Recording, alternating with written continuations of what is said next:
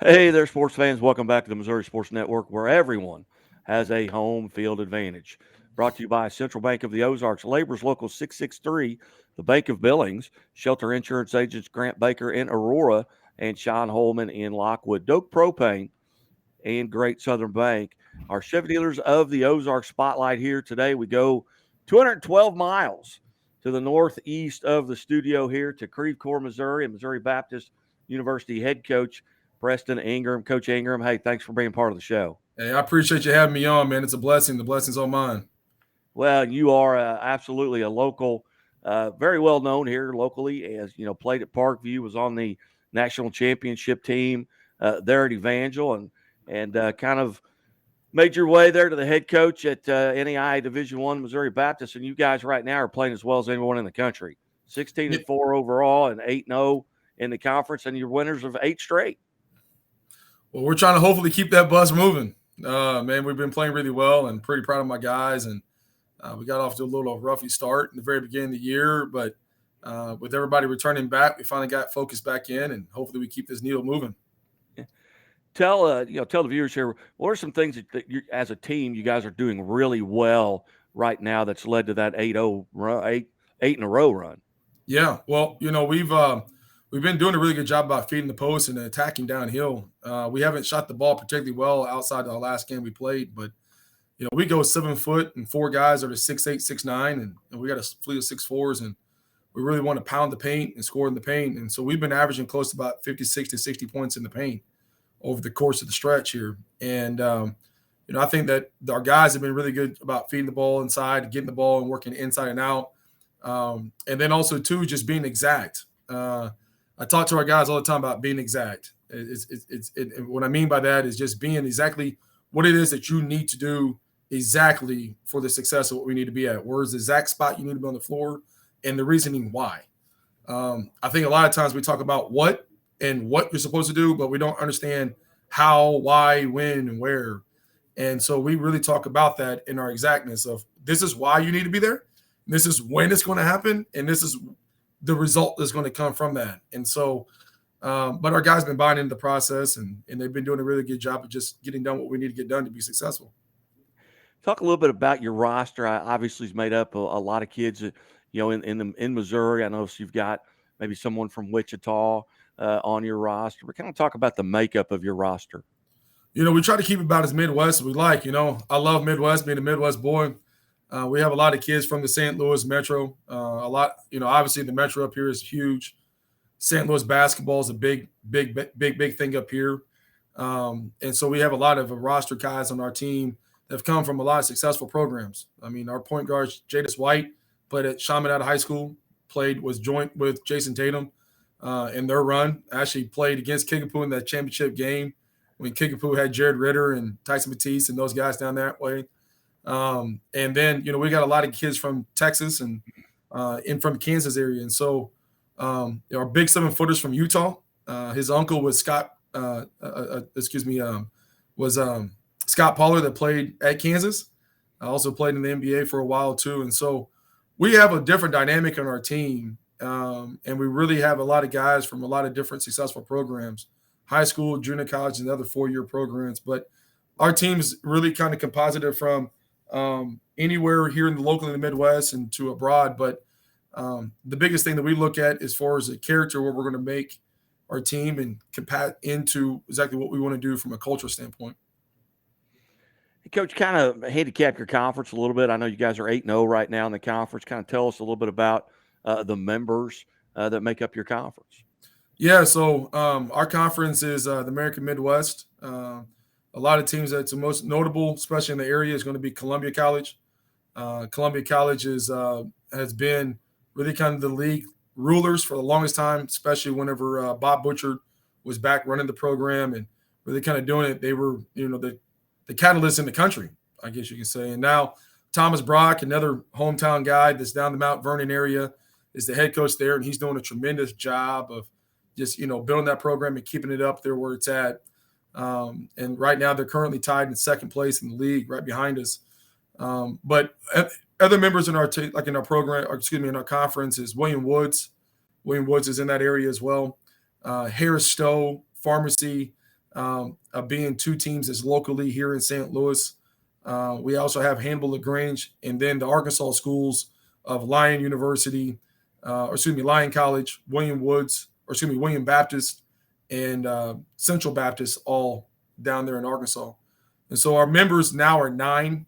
We had, I believe it was 12, but Freed Harmon left our league and went to the Mid South, and then Park University left and went to the Heart of America. And so we kind of dropped a little bit, but at the exact same time though, I mean our conference is very competitive. A lot of big time talent in our league, and a lot of every single night the coaches in our league are very, very good at what they do. And again, we're visiting with Missouri Baptist Spartans head coach Preston Ingram. And Coach Ingram, for the viewers, kind of, and folks here in Southwest Missouri are very familiar with you. Just for the other viewers that we have around the state, kind of give an idea of your background. You're a Parkview graduate, Evangel graduate. How'd you end up? Kind of take us through that trail that landed you there in Creve Coeur, Missouri. Man, I've been blessed all my career being around some really of what I think is the best coaches there is. Especially starting off down there with Dick Rippey and Steve Shepard. I was blessed enough to be able to play for those guys in high school, really in junior high. I played for Coach Rippey in junior high and then on into high school, Steve Shepard in high school, and then both those exact same guys in college when I went to Evangel, when I transferred back. Another notable guy down that way with Rodney Perry. I was blessed to be able to start off with Rodney Perry, playing with him with the Springfield Rockets back in 93 94, I guess it was, when I first started playing with him. And so my background with those guys in the Midwest, I mean, it doesn't really get any better of coaches to be able to learn from. And then I started kind of coaching and doing some stuff when we was in high school at 17. We was doing some different clinics, and it just kind of transferred over. And then when I got to Evangel playing for a Hall of Famer, Steve Jenkins, I mean, he's a Hall of Famer for a reason. He's a man of high character. He's a God-fearing man, and helped me out in so many different ways and kind of given me that opportunity to go back and play. But and then all my stops with Kevin Muff at Pittsburgh State, and Cinco Boone down at Angelo State. I mean, I'm just telling you, I've been blessed of being around some great basketball minds and kind of helped mold me to being where I'm at. I've had a lot of stops along my way, but each spot has provided a growth in me and my philosophies, my teaching, my background over the course of the 22, 23 years now I've been doing it now. And so, that Midwest Springfield area, although I'm not there, it's still home. And I go down that way quite often, to kind of rekindle back up with everybody back that way. Johnny McNeil is part of Missouri Sports Network. He was, a guy that has been pushing for this interview to take place, but just a tremendous impact that he's had on us here at the Missouri Sports Network. And Coach, a member of that Evangel National Championship team, what are some things that stand out that you still remember, having just now, I guess, gone into the Hall of Fame, and Coach Jenkins went to the Hall of Fame? What are some memories that stick out about that team in that particular season? Well, one, I got to back up just a little bit there. Johnny Mack, I got to talk about Mack, man. Mack is he's talking about a savior. I mean, back whenever I was playing for Coach Perry, Coach Mack was also one of our coaches also too, and he was the guy that always toughened us up the entire time. So when we ever got soft, man, Johnny Mack was always there to toughen us up and make sure it grew us as young men. I can't think enough of Johnny Mack and what he does, and I think what he does overall in Southwest Missouri, that's behind the scenes, that probably doesn't get enough credit of what he's done. And he has his hands on so many different things of young youth and just overall mentorship of what he does that way. But, you're talking about that national championship team back in 2001, 2002. That was my first year I transferred in there. And that team was such a special group of just young men. I mean, I think our practices were probably the best battles we had all year, probably more so than some of the games we had. But that team had a lot of local guys. We was talking before the show started of guys like Daniel Cutbirth and Wes Murphy, Brian Osolo, Anthony Moore. Anthony and I obviously played together in high school, junior high school, and then on to college. And, a lot of our competitive nature came from the likes of Johnny McNeil or Rodney Perry and even Dick Rippey and Steve Shepard. And so, man, going into that, I was hurt that I wasn't able to make it back. Our team at Missouri Baptist was actually in Florida during the time that we got the new induction going into the Hall of Fame for the next time in that part. And so I was hurt that I couldn't get back to be able to rekindle back with some of those guys and talk about our stories and talk about what we feel like we still could do. Although half was probably going to cardiac arrest if we tried to go up and down the court once or twice. But the competitiveness during that time was just I think we was arguably one of the best teams there was in the country at any level. I think we would probably put ourselves up against anybody at any point in time.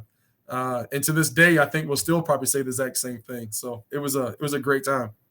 You bet. Hey, Coach, and again, visiting with Coach at Preston Ingram, Missouri Baptist Spartans. Coach, if 2022 Coach Ingram could go back to, say, 2020 or 2000, Preston Ingram, that ninth grader at Parkview High School, what advice would you give him? Oh, brother, I don't know if you got enough time on air to be able to talk about that one. I think everything that happened that I did, the ups and downs of all my time in high school, the life lessons I learned during that time, I probably wouldn't tell him to change anything. The thing that I'm big about is everything happens for every reason. I don't know if I'm in the position that I'm in now if some of my ups and downs didn't happen, I should say. During my senior year in high school, and during, just back and forth of different things, I don't know if I would have told him to do anything different. I'm not a big about, what I've would have changed. I think the thing what I've done was what I've learned sooner. What I've been able to take the information of the surroundings of people that was in my corner and being to be blessed with those people in my corner to be able to help mature and continue to stay with me and grow back in 94, 95 when I was at freshman to when I graduated in 99 to went on to junior college and back to Evangel. Every single spots of those provided a life lesson to me that I carry so much with me now that I provide to my student athletes whenever I'm in my teachings and my directions, that I can go back and say, hey, I have a relatability because of this and because of that. My good times and my bad times. And so I don't know if I would have told him to do anything different besides keep your head out of your rear and keep pushing forward and just, learn that life lesson sooner and not be such a stickler of, like we always tell, at some point in time, my dad told me, one of these days you're going to look up, you're going to be 40. And you better learn that lesson that you don't want to listen to right now. And now I'm 41. And I go, yeah, well, I didn't like it that you was right, but I also understand why you was right. So, yeah, my father would tell me, he goes, I know what it's like to be your age. You have no idea what it's like to be mine. You ain't never lied. You ain't never lied about that one. It's just unfortunate that it came out that way. Yeah. Hey, Coach, as we head in here to about 2/3 of the way through your season, yeah, what goals are still out in front of you and your team, and kind of give us an idea of what you're kind of pushing towards and what you hope the season, how you hope the season ends up. Well, that's kind of a twofold thing for us. Obviously, we want to be able to win the conference tournament or conference championship and the conference tournament and be able to go and compete at the national level and be able to gain the respect from the country of exactly what we want to do. But our biggest thing that we preach every day is we have a mindset of a goal where we want to be able to go. But our biggest thing that we go about is win the day. We can't get to that goal unless we take care of today. We can't get to February 17th and be able to achieve what we want to be able to achieve on that day unless we take care of January 25th. And so our mindset right now is every day, are we doing something today that we didn't do yesterday that was going to improve us for tomorrow? Our win the day concept is the foundation of everything we do. I'm not big about, like, if somebody asks me, Coach, what's your 3 and 5 year plan from now? I don't know, because 3 to 5 years ago, I wasn't planning on being the head coach at Missouri Baptist. 3 to 5 years ago, I was still at Pittsburgh State or at Angelo State and as an assistant. and trying to learn and trying to navigate and different things on that part. But what I do though is say right now, presently, I'm at Missouri Baptist, and on today, every single day am I pushing myself to be a professional in every aspect or form? Can we grow? And a lot of kids talk about being a pro, and we talk about being a professional in a hyphen word. Is that if you want to be a pro, you have to be a professional in everything you do from a daily day activity. And so our win the day trademark is every single day, are we doing what we need to do to be able to be better for the next competition day? Can we go 1-0? And that's 1-0 in practice, that's 1-0 in film, that's 1-0 in our individual breakdowns, or 1-0 in our weight room, 1-0 in our nutrition, sleep, academics, everything. Can we go 1-0 in it? And if we can't go 1-0, we're not going to be able to win on Thursday. We're not going to be able to win on Saturdays because we haven't prepped on Monday. And so that's our game goal right now. Is we don't want to get ahead of ourselves. Obviously, yeah, we're 8-0 in the conference, but that's because of our everyday approach. And Thursdays when we play next is going to present a new challenge, and it's going to be based off of what we do today, is whether or not we're going to be successful for Thursday or not. Good as gold, Coach. Yeah, I appreciate it. Hey, I tell you what, I know this took a little bit to get set up, but I thoroughly enjoyed it. And I know you've got things going on the rest of the day to prepare for practice. You're 2 days away from another conference game. But I certainly appreciate you being generous with your time. And hopefully we can do this again. And maybe next time we'll get Johnny Mack, let him slide in here and be a part of this. Well, I'm sure he's got some old stories on me that I don't know if we want to put out there on that part. But guy, I can't appreciate you enough to be able to give me the opportunity to be able to get on the platform. And I mean, Southwest Missouri, Springfield, Missouri's always had I always represent. I always talk about all the time that I'm not who I am if it wasn't for Springfield and being in Southwest Missouri. I try to get back down there as much as I can, and obviously I went on a tour of being all over the place, from Florida to North Carolina and Texas. But Southwest Missouri's it's an unspoken of gem. I think is now getting this recognition that it needs to be able to have of where it should be at from a sports mecca. And but I appreciate you just having me on this opportunity to be able to kind of speak and talk about our success up here at Missouri Baptist. Hey, you bet, Coach. Hey, best of luck to you. God bless. Thanks so much for being part of the show. Thank you. I appreciate it. You bet. You're watching the Missouri Sports Network at MissouriSportsNetwork.com, where everyone has a home field advantage. Keep it right here.